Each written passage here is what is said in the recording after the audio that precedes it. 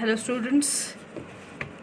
In last video we discussed about apiary and apiculture, that is production of honey, rearing of honeybees and all the concepts regarding that. This is the last part of animal husbandry topic, and that is fishery. So fishery is nothing but the culturing of fishes as a source of food and some other economic purposes. So basically the culturing of aquatic organisms, not only fishes, we are considering aquatic organisms, that is animals and plants in freshwater or brackish water or marine environment is called as aquaculture. Brackish water is nothing but where freshwater and marine water are combining together, or they are at least coming together, not mixing together. So that is a brackish water. Fisheries or pisciculture is a type of aquaculture involving breeding, rearing, harvesting, preserving and transporting the aquatic animals of a commercial value. So basically aquaculture is a branch which is dealing with whole and soul plant and animals from aquatic habitat, but one branch of aquaculture which is known as a pisciculture or fishery, it is dealing with the firstly breeding, then rearing, harvesting, preserving and transporting of aquatic animals of a commercial value. Commercial value in case of food or in case of some other purposes. Fish and other aquatic animals has a great importance as food due to the nutritional content like proteins, vitamins and etc. We know approximately 90% human races are dependent on non-vegetarian food, and among that non-vegetarian, fish is one of the source of food for most of the people. For example, the coastal areas, that people are definitely dependent on aquatic food like fishes, prawns, crabs and more of the crustaceans. Fish is a source of vitamin B12. Fish is the richest source of proteins or essential amino acids. From fish liver oil there is a production of some vitamin and mineral tablet. So ultimately these fishes are of good nutrient value and can be used as a food for multiple purposes. Fishery includes capture fishery, where food fishes are captured directly from their natural habitats, and culture fishery, where fishes are bred, nursed, reared and harvested. So basically this pisciculture or fishery is divided into two ways. First one is known as a capture fishery. So this capture fishery is the available fishes from their sources are directly taken out or they are captured directly, which is known as a capture fishery. So there is a dependency on season, because fish breed in particular season. After breeding there is a growth, and after growth there is a capturing. So the sailors or those which are fishermen, they have to wait for particular seasons for the capturing of the fishes. So this is a capture fishery. Second one is a culture fishery. Culture fishery is not particularly dependent on season, because here culturing is done artificially either in a ponds or lakes or some well maintained wells. So this is a culture fishery where fish are breed artificially, nursed, reared and harvested. So this pisciculture or culture fishery consists of cultivation of food fishes scientifically on commercial scale in a confined water body such as tanks, wells or ponds. So this is a culture fishery, and nowadays culture fishery is of a great importance because of the increasing demand of the fish food in overall world area. The successful farming of a culture fishes requires knowledge of breeding and feeding habits of the fishes. Obviously, any livestock, when we are trying to breed or rear, we should know their properties first, characteristic first, like which is the breed, what are the nutritional requirements of the breed, what are the possible diseases or infections to that breed. Next one is how much maturity period is required, what are the conditions or environmental factors which may affect the growth of the particular livestock. So before going to the culture fishery, here also we should know every term or every concept regarding that particular type of breed, which is knowledge of a breeding and feeding habits of the fishes. 4 tanks are required for pisciculture. 4 different tanks are required in terms of rearing of the fishes in culture fishery, that is artificially, and that are hatchery tanks, nursery tanks, rearing tank and stocking tank. First one is a hatchery tank, where hatching is carried out, eggs are collected, eggs are placed in a water and eggs are hatched into a small fishes. Then there is a nursery, that is a primary care, then there is a secondary care, rearing, and then there is a storage. So these are the 4 different tanks in a culture fishery. Egg of fishes, which are also known as fish seeds, are usually collected from natural water or through induced spawning. This induced spawning is nothing but by providing the hormonal treatment to the fishes, many eggs are produced, which we have already discussed in the cow technology, where multiple embryo formation we have studied. So spawning is induced by injecting the pituitary hormone, for example FSH and LH. FSH is a follicle stimulating hormone and LH is a luteinizing hormone, into the males and females both, so that both will lay more number of eggs and that eggs may be collected for further processing. These males and females are allowed to spawn in a spawning ponds. First one, the eggs are transferred to hatching ponds or tanks.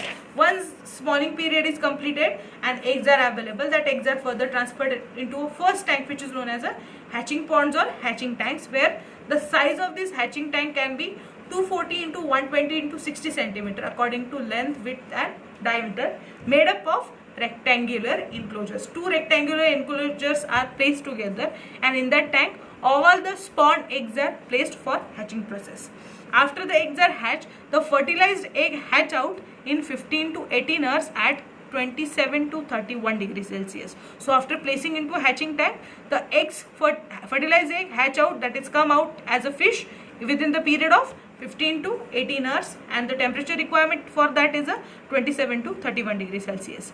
The hatchlings means the hatch fishes, that hatchling also known as fries, are kept in these tanks for about 4 to 5 days, by which time they grow into small fish. So the period from formation of a hatching out, formation of a small fish, which is a hatchlings, and converting into small fish, it is approximately a period of 4 to 5 days. Later they are transferred to nursery pond and kept in there for 12 to 14 days. So 4 to 5 days they are getting converted into small fish. From small fish to their growth period, where ultimate size or at least average size is gained, that is a nursery pond, and in that pond they are kept for 12 to 14 days. Size of the nursery pond is approximately 12 into 16 into 1 meter or 15 into 15 into 1 meter. Here shallowness of the pond should be kept in a mind. Further they are transferred to rearing pond. Rearing pond, here fries grow till a length of 10 to 15 centimeter in 3 months and called fingerlings. So day by day growth period is provided, and there is a ultimate growth and development in terms of a size, weight of the or mass of the body, that is nothing but the nurturing of that animal, and finally the animal is known as fingerlings within the period of 3 months, and size is approximately 10 to 15 centimeter. Fingerlings transferred to stocking tank. This is the largest of all tanks. In this they are stocked until they are ready for marketing. So final tank is a stocking tank in which fingerlings are kept. All the nutrients are provided, all the care is taken in that pond till they are not sell out or they are not marketed. Once they are ready for marketing, they are sold out, that is packaged, and they are transported to whatever place it should be transported. The depth of water column in this tank is about 2 to 3 meters, because size of fish is quite grown up, so in this case water requirement is always higher. And also one important concept is time to time replacement of water, that is taking out previous water and filling up new water is important to keep the fishes alive and active, so that there is no harm to the fish body. There are two major types of pisciculture. First one is a composite fish farming, also known as polyculture or mixed fish farming, in which one tank possesses 2 to 3 varieties together which are not competitors of each other. That is growing of 2 or more compatible species of fishes of different feeding habits in the same water body. For example, Katla, Rohu and Mrigal. So these fishes are not showing similarity in their character. For example, their spawning period, their hatching period, or their nutritional requirement or their feeding habits. So if they are not similar to each other, in that case they are not becoming competitors to each other. So in such a cases 2 to 3 species or 2 to 3 breeds can be kept together. And type of fish farming is known as composite fish farming, also known as polyculture or mixed fish farming. Second one is a monoculture. Monoculture, now name itself suggesting growing single species in a water body, and that example is a catfish or prawns. During last few decades, enormous development in the aquaculture resulted in tremendous increase in the production of fish and fish product. This is known as blue revolution. Already we have studied green revolution, white revolution, but the revolution which is related to the rearing of fishes, water animals, or specifically the water related composite flora and fauna, that type of revolution is known as blue revolution. So here are some examples of freshwater fishes and marine water fishes. Freshwater fishes include katla, rohu, common carp, etc. Marine water fishes examples are hilsa, sardine, mackerel and pomfrets. These are some basic examples which I have mentioned over here. It is not compulsory that you should learn only this example. You need to find some more example along with the scientific name of each animal in your notebook. Then the last point is the economic importance of the fishery. Now we know food is one of the importance for culturing of the fishes, but along with food there are some other economic point of view for fishery. First one is the food. Second is a shark liver oil and cod liver oil are the sources of vitamin A, C and D. So these are generally prescribed by the doctor in terms of vitamin deficiency disorders in particular patients. Tablets are made from these liver oils which are suggested to patient. Fish glue is also made by some processes. So this fish glue is important in some industrial products. Isinglass or silvery powder used for clearing of a wine and beer in wine and beer industry. So these isinglass and silvery powder are also extracted from fishes.